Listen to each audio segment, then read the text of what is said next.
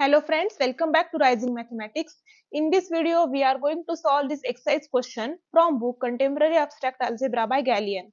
Question is, let G be a group and A is some element of group G. Prove that centralizer of A is equals to centralizer of A inverse.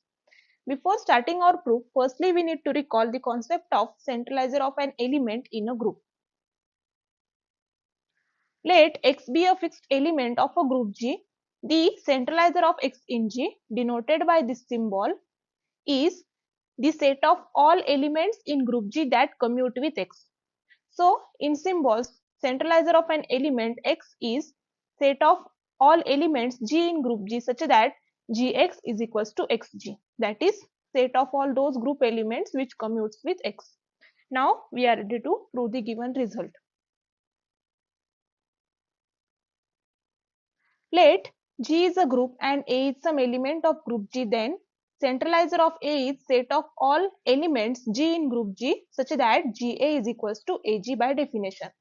Now for A, an element of group G, A inverse is also an element of group G. Therefore, we can define centralizer of A inverse in similar way, which is set of all those elements G in group G such that Ga inverse is equals to A inverse G.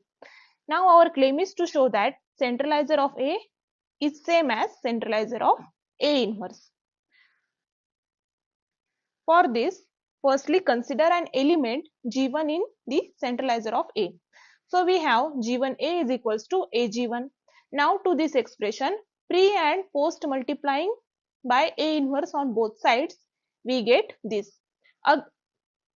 Again, using associativity in group, we can write this as A1 G1 A inverse is equals to A inverse A G1 A inverse. Now A inverse will be identity element and here also A inverse A will be identity element. So we get A inverse G1 is equals to G1 A inverse. Now from this expression, G1 is an element of centralizer of A inverse. So we have considered G1 as some arbitrary element of centralizer of A and we get G1 is also an element of centralizer of A inverse.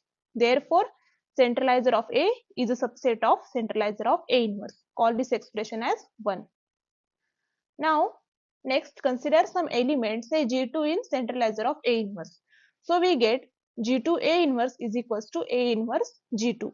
To this expression, pre and post multiplying by A, we get this expression.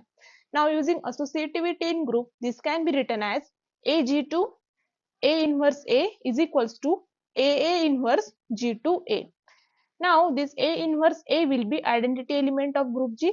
Similarly, AA inverse will be identity element of group G. So we get AG2 equals to G2A. From this expression, we get G2 is an element of centralizer of A. Now here G2 is some arbitrary element of centralizer of A inverse and also G2 is an element of centralizer of A. Therefore, centralizer of A inverse is a subset of centralizer of A. Call this expression as 2. Then from the expression 1 and 2, we get centralizer of A equals to centralizer of A inverse. And this completes our proof.